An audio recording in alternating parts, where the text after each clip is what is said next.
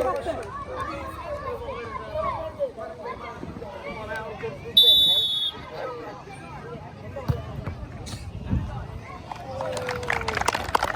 বলেন না ভাইয়া, কিছু বলেন।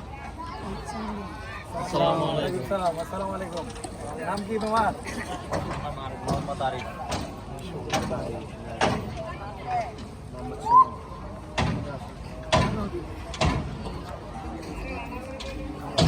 জানদো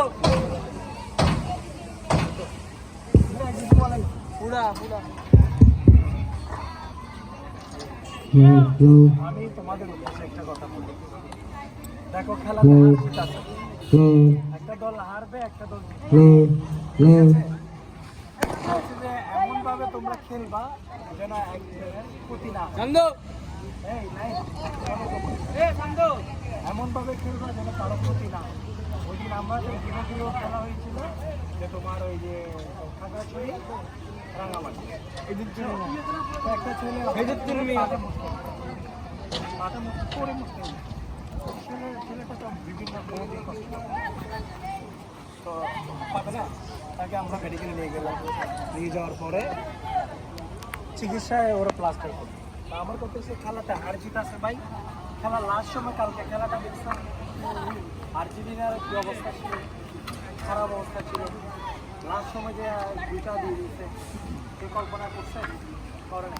লাস্ট 1 মিনিটেও গোল দেওয়া যায়, ঠিক আছে? তোমরা ওইভাবে খেলবা যে যেন কারো ক্ষতি না হয়। গোল দিতে পারো নাই যে ওকে মারবো, ওর গায়ে হাত এগুলো করা যায়, ঠিক আছে ভাই? খেলাধুলাতে হার জিত আছে, এই কথা মাথায় রেখে চলবা।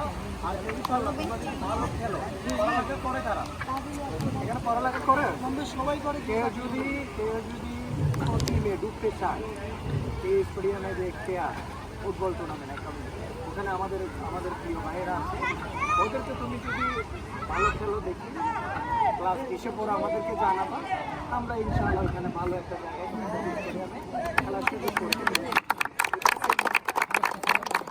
খেলাধুলা করলে শরীর স্বাস্থ্য ভালো থাকে, খেলাধুলা করলে তোমার পড়ালেখাও মনোযোগ। আগে দেখবে না একটা মানুষ সবসময় ধরো পড়ালেখার সময় স্কুল থেকে যেত, স্কুল থেকে আসার পরে খেলতো, খেলাধুলা করতো না, তখন ওদের মন মানসিকতা ভালো থাকতো, মাইন্ড ফ্রেশ হতো। এখনকার মানুষগুলো দেখো না মোবাইল নিয়ে ব্যস্ত, স্কুলের পরে খেলে ফুটবল ক্রিকেট খেলে। আমিও আগে ক্রিকেটার ছিলাম, আমি স্পাইনিতে খেলতাম, ফুটবল এত ভালো পারে। আর শান্তিনগরের ছেলেরা ভালোই ফুটবল খেলে, আমি সবসময় দেখে আসি। দুনিয়ার মধ্যে তোমাদের জন্য শুভ।